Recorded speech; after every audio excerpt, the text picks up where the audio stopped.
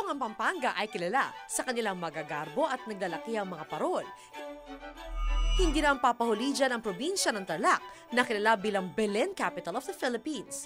Ngayong taon nga ay kanilang pinagdiriwang ang ika-4 na taon ng Belenismo o ang sining sa paglikha ng Belen. This year we had a total of 456 entries also. Sa isang museo dito sa Tarlac, nakadisplay ang iba't ibang uri ng diorama ng mga Belen. Ang disenyo ng mga ito, halaw sa iba't ibang kultura ng mga Pilipino.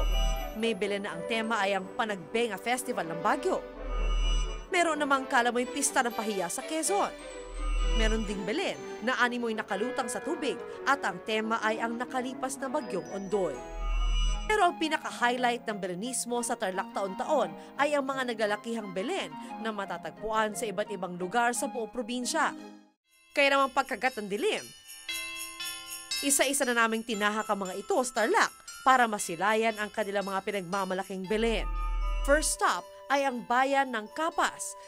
Siguradong mamamangha ka sa napakakulay na Belen na ito at sa maniwala kayo't sa hindi, ang materyales daw na kanilang ginamit, lahat ay galing mismo sa kanilang ospital. Gamit kong materials, mga dextrose bottles, at saka mga vials, saka yung kay si Joseph, ginamit ko yung takip ng test tube. Malaanghel na mga boses naman ang sumalubong sa amin pagdating sa bayan ng Moncada at ang kanilang Belen talaga namang agaw pansin sa dami ng ilaw. Sa bayan ng San Miguel, tiyak mapapatigil kayo sa pagkamangha sa kanilang higanting replika ng Belen.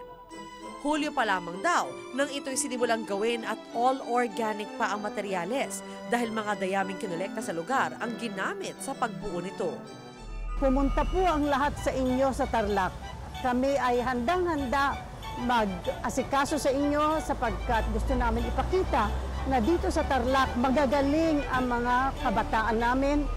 Di makakaila ang pagkamalikhain ng mga Pinoy. At sa mga Beleng ito, pinatutunayan lang na ang mga Pilipino ay may talento sa sining na hindi patatalo kahit sa sino mang lahi sa buong mundo.